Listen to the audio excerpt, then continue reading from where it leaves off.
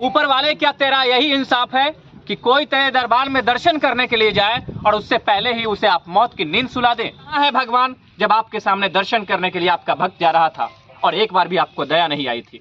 जी, प्रशासन ने हम लोग को घर पर खबर दिया। जब गाड़ी पलटी उसके बाद हॉस्पिटल तक कौन पहुंचाया? प्रशासन ने पहुंचाया। जिस तरह इस नाशवान शरीर के जलने से अब इस शरीर का अंत हो रहा है, इस अग्नि में ऊपर वाले, क्या तेरा यही इंसाफ है कि कोई तेरे दरबार में दर्शन करने के लिए जाए और उससे पहले ही उसे आप मौत की नींद सुला दें? अगर आप थे तो कहाँ थे जिस समय इस अनाथ जिस समय इसका जो ये लड़का है, इसका पिता इस दुनिया से चला गया? आप उस समय कहाँ थे जब एक बहन का ये भाई जब अपनी बहन का वो गार्जियन बनकर उसकी देख रेख कर रहा था और उसका आपने साया छीन दिया? उस समय कहाँ थे जब एक बाप यहाँ पर एक बेसूध पड़ा हुआ है और इस बाप के सामने में इसका बेटा इस दुनिया से छोड़कर चला गया? जो बेटा अपने बाप के कंधा देने के लिए इस दुनिया में आता है, आज वो बाप अपने बेटे को कंधा देने के लिए यहाँ पर आया हुआ है और इसके सामने इसके बेटे की लाश पड़ी हुई है। हम मौजूद हैं बरडीहा तुर्की में, वैशाली जिला का ये गांव पड़ता है। आपको कहानी बताते हैं। ये घटना होती है कल यानी 8 तारीख 9वां महीना 2023। कल की बात है। कल हजारीबाग में एक इंद्रजीत कुमार नाम का लड़का इस दुनिया को छोड़कर चला जाता है। लेकिन आपको सबसे बड़ी जो हादसे वाली बात है वो ये बताना चाहेंगे कि इस लड़के के साथ साथ इसके और साथी थे। 7 साथियों के साथ ये माता छिन्नमस्तिके के दर्शन करने के लिए जाता रहता है। वहां पर बलि चढ़ाने के लिए अपने दोस्तों के साथ एक खसी का बलि चढ़ाने के लिए जाता रहता है। हजारीबाग के चढ़ी घाटी में अपने साथियों के साथ वो बोलेरो पलट जाती है और वो 5 साथियों के साथ इस दुनिया से छोड़कर सदा के लिए चला जाता है। बहन को राखी बांधने का अधिकार खत्म हो चुका है। ये दोनों लड़के जब इसका भविष्य तैयार होने की कगार पर भी अभी नहीं आया है, इस बेटे का जो साया अपने बाप का है वो खत्म हो चुका है। माँ अब बेसूध पड़ी हुई है और यहाँ पर भगवान के नाम पर केवल और केवल यहाँ पर लोगों को निराशा ही मिल रही है। कहाँ है भगवान जब आपके सामने दर्शन करने के लिए आपका भक्त जा रहा था और एक बार भी आपको दया नहीं आई थी? आपको बताना चाहेंगे उस हादसे में इंद्रजीत के साथ साथ उसके 4 साथियों की भी वहीं पर घटनास्थल पर ही दर्दनाक मौत हो गई। आप देख सकते हैं हमारे पीछे में इस बच्चे, ये जो अपने पिता को अब अग्नि देगा, मुखाग्नि देगा, ये बच्चा यहाँ पर खड़ा हुआ है और आप देख सकते हैं पीछे में इसका पिता भी अब अंतिम समय में अब इसका जो दाह संस्कार है वो होने वाला है। इसी बीच यहाँ पर सबसे पहले इनके पिताजी हैं, उनसे जानते हैं कि कैसे कैसे हादसा हुआ। जी, पहले अपने आप को आप संभालिए और थोड़ा सा आप बताएं कि बड़े भाई हम इनके बड़े भाई हैं, उनसे थोड़ा जानते हैं। संजय जी, कैसे कैसे ये हादसा हुआ है? कैसे हुआ से हमको तो मालूम नहीं है, लेकिन सुने थे कि राजरप्पा जा रहा है, खांसी वगैरह लेके जा रहा था माता जी के दरबार में। और बीच में पेट्रोल पंप पर एक पेट्रोल लिया और उसके बाद आगे बढ़ा, चला तो यूपी मोड़ चढ़ी मोड़ पर जो वो हादसा हो गया। कितने लोग सवार थे उसमें? उस पर 7 आदमी थे। 7 आदमी थे और जैसा मैंने बताया कि 5 लोगों की मौत अभी तक हो चुकी है। कितनी सच्चाई है? 4 आदमी स्पॉट मर रहे और एक आदमी का क्या है नहीं है हम नहीं बता। कल डेथ हो गया है जी। 2 अभी हॉस्पिटल में है जी। अब उन लोगों का क्या स्थिति है तो आगे का प्रक्रिया जो होगा वो तो। ये बताइए कि इंद्रजीत कहाँ रहते थे? इंद्रजीत ओलीपुर सीतामढ़ी जिला में। वो अपने बहन के यहाँ मैंने अपना कारोबार करता था और वो उनका बहन पहले से गुजर चुका था। परिवार को चलाता। अच्छा, कितने साल से वहाँ इंद्रजीत रह रहे थे? वहाँ पर करीब 12-13 साल से। 12-13 साल से जी। अच्छा, इंद्रजीत के वहाँ रहने का क्या कारण था? वहाँ पर जो मेरा बहनोई थे वो डेट कर गए थे। छोटी 2 माने भागनी थी, भागना नहीं था, उसके परवरिश के लिए वहाँ पे वो रह रहा था। तो ये उसका बहन की भागनी के परवरिश के लिए वहाँ पे रहता था वो। हम लोग भेज दिए थे उसको परवरिश के लिए। एक मतलब आपकी बहन की शादी हुई थी तो कितने दिन के बाद ये हादसा हुआ कि उसका हादसा करीब 6-7 साल के बाद। 6-7 साल के बाद। देख रहे हैं एक साथ में 3 घर तबाह हो गए और यहाँ पर अभी भी केवल ईश्वरवाद और लोग भगवान पर विश्वास करते आ रहे हैं, लेकिन कहाँ है वो भगवान? क्या एक बार भी दया नहीं आई कि इन दोनों बच्चों को कौन संभालेगा? क्या एक बार भी दया नहीं आई कि इस बाप को अब कंधा देने वाला उसका एक खंभा है वो जा चुका है? क्या एक बार भी दया नहीं आई जब उसकी बहन वहां पर मौजूद थी और उसकी बहन का उसकी बहन के बच्चे को, यानी वो अपनी भगनी का परवरिश करने के लिए, जो 2 भांजी थी उसकी परवरिश करने के लिए वो वहां पर था, और आपने उसको अपने यहां बुला लिया, मौत का ग्रास बना लिया? क्या यही इंसाफ है ऊपर वाले तेरा? सरकार से मुआवजा का अपील किया जाए कि बच्चों का कम से कम जो भी परवरिश हो, कम से कम सरकार से जो भी माने अनुदान मिले, जो बच्चों का कुछ आगे परवरिश हो जाए, वो सरकार से आपको आग्रह कीजिए।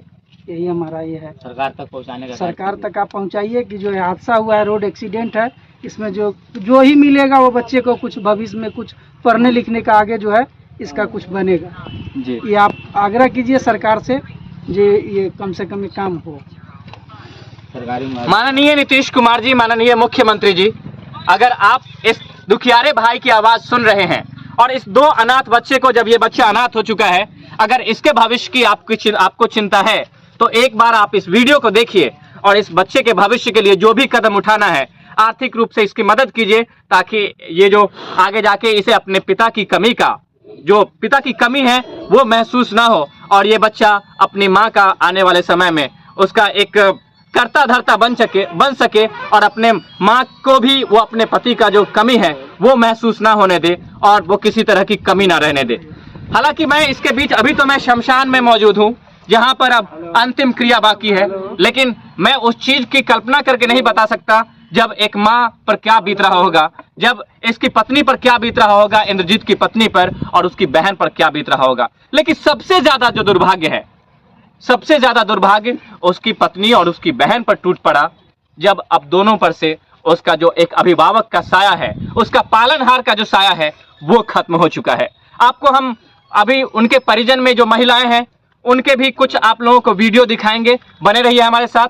और अब अंतिम संस्कार होने वाली है, मैं ज्यादा समय नहीं लूंगा, लेकिन ये जो घटना है पूरे यहाँ पर बर्डिया सहित पूरे वैशाली में जहां जहां भी ये घटना पहुंची है, झारखंड के लोगों ने जहां तक इस चीज को देखा है, रजरप्पा के लोगों ने इस चीज को देखा है, वहां तक सभी में शोक की लहर डूबी हुई है और हर कोई इस चीज को देख के आश्चर्य में है कि आखिर कैसे भगवान इतना निर्दयी हो सकता है कि एक बार में 3-3 परिवारों की जिंदगियों का जो पालनहार होता है उसे अपने पास बुला ले। बने रहिए हमारे साथ, आपको दिखाएंगे वो वीडियो जिसमें उसके रोते बिलखते परिजन भी अब यहाँ पर चीख पुकार कर रहे हैं।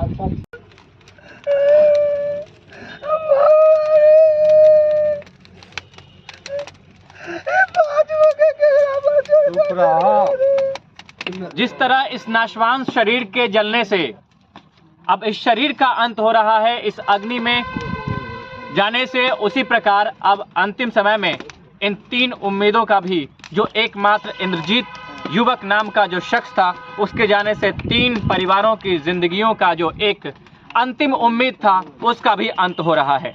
हमारे सामने में आप देख सकते हैं लाश जल रही है और इसी के साथ साथ सभी आंखें गमगीन हैं। छोटे छोटे 2 बच्चे जिन्हें आप रोते बिलखते तो देख नहीं सकते, ऐसा इसलिए क्योंकि इसके ऊपर जो पिता के जाने का जो एक पहाड़ सा टूटा है, उसके बाद इसके आंख के जो सारे आंसू है वो सूख गए हैं। एक समंदर की तरह जो एक आंख में आंसू थे वो अब सूख के वीरान हो चुका है और अब यही एक उम्मीद है कि इसके पिता के जाने के बाद इसका सहारा कौन बनेगा। और माँ के साथ जो बीत रहा है, उसकी पत्नी पर जो बीत रहा है, उसकी बहन पर जो बीत रहा है, उसकी भांजी पर, जो अपने पिता के जाने के बाद जो मामा और उसके पिता का स्थान लेकर उसे शादी किया था, जो भांजी अभी भी शादी करने के लिए एक और भांजी तैयार ही है, अब उसका सहारा कौन बनेगा, ये सबसे बड़ा सवाल है। और यही सुनकर आज आकाश का भी सीना फट रहा है और हर कोई की आंखें गमगीन हैं। 4 परिवार के साथ एक और जिंदगी रात में खत्म हो गई है। पोस्टमार्टम इस शव का कर दिया गया था और उसके बाद इसका अंतिम संस्कार आप देख रहे होंगे। और अब हर कोई यही सोच रहा है कि भगवान इसे आप वो शक्ति दे जिससे ये बच्चा फिर से आगे बढ़ सके और फिर से अपने पिता का स्थान लेकर अपने परिवार का और जो 3 जिंदगियां खत्म हुई है उसका सहारा बन सके। बने रहिए हमारे साथ। 35 वर्षीय इंद्रजीत के घर पर हम पहुंचे हैं। यहाँ पर आप देख सकते हैं सभी परिजन मौजूद हैं, सभी महिलाएं मौजूद हैं। मैंने आपसे जो कमिटमेंट किया था कि मैं उसके परिजनों का भी, जो रोते बिलखते परिजन हैं, कम से कम उनसे भी बात करने की कोशिश करें। यहाँ पर आप देख सकते हैं सभी लोग खड़े हैं। ये दोनों भांजियां हैं। आप देख सकते हैं इंद्रजीत जब एक बाप बनकर अपनी भांजी का बचपन से ही सहारा बना था, वो यहाँ पर मौजूद है। ये दूसरी भांजी जब इसकी उम्र शादी की हो ही चुकी है और आज वो भगवान इस दुनिया को छोड़कर सदा सदा के लिए जा चुका है। पत्नी को आप देख सकते हैं, अब इसके मांग का सिंदूर उजड़ चुका है।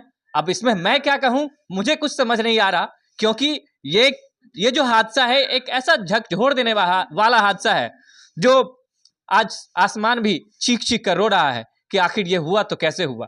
माँ सामने में है, माँ के आंख से आंसू इसलिए नहीं गिर रहा क्योंकि इसके आंख के जो आंसुओं का समंदर है, इन सभी के जो आंख के आंसुओं का जो समंदर है वो बुझ चुका है, अब सूख चुका है और सभी एक मरणासन अवस्था में चले गए हैं। यहाँ पर कुछ लोग हैं, कुछ महिलाएं हैं, उनसे हम जानते हैं कि जब ये हादसा हुआ और जब गाड़ी पलटी, दावा किया जा रहा है कि वो स्कॉर्पियो या बोलेरो था, तो जब वो गाड़ी पलटी तो उस समय आखिर कौन था जो एक वहां से उस गाड़ी में घायल हुए लोगों को अस्पताल तक पहुंचाने के लिए ले जाया गया। जब गाड़ी पलटी, आपको जानकारी है रजरप्पा में जब ये गाड़ी पलटी घाटी में, हाँ। प्रशासन ने हम लोग को मालूम किया जी, प्रशासन ने हम लोग को घर पर खबर दिया। जब गाड़ी पलटी उसके बाद हॉस्पिटल तक कौन पहुंचाया? प्रशासन ने पहुंचाया। प्रशासन को फोन किया गया होगा। फोन किया गया, उसका मोबाइल से फोन आया, हम लोग घर पर जानकारी लिए जी। तो हम लोग को हम लोग जाने। इंद्रजीत की पत्नी की कितनी उम्र होगी? पत्नी 28 साल है। 28 साल की हाँ। इंद्रजीत की पत्नी है। हाँ। मैंने आपको चर्चा किया था कि एक बार में 3 परिवार पूरी तरह से क्षत विक्षत हो चुका है। अब माँ का कोख उजड़ चुका है, बहन के राखी बांधने का अधिकार उसका भगवान जा चुका है। एक भांजी का मामा जो उसका बाप बनके, उसका साया बनके उसके साथ रहता था, आज वो जा चुका है। सभी हमारे साथ में ये बहन है जिसकी जब शादी होती है और 5-6 साल के बाद ही इसके पति की डेथ हो जाती है, तो उसका भाग्य विधाता बनने के लिए इंद्रजीत जाता है। और इसकी तकदीर देखिए कि अभी पूरा उम्र बचा हुआ है और वो भगवान भी इस दुनिया को छोड़कर सदा सदा के लिए जा चुका है। कैसे ये परिवार आगे बढ़ेगा, कैसे इसका फिर से गुजारा होगा, कौन तारनहार कौन पालनहार बनेगा, ये सबसे बड़ा सवाल है। सारे लोगों के आंख के जो आंसू हैं अब वो पूरी तरह सूख चुके हैं और आग की लपटों में जलने के साथ साथ अब इंद्रजीत भी अब इस दुनिया के लिए सदा सदा के लिए विदा हो रहा है। तो दीजिए अनुमति, भेंट होगी फिर और किसी अलग मुद्दों के साथ। नमस्कार।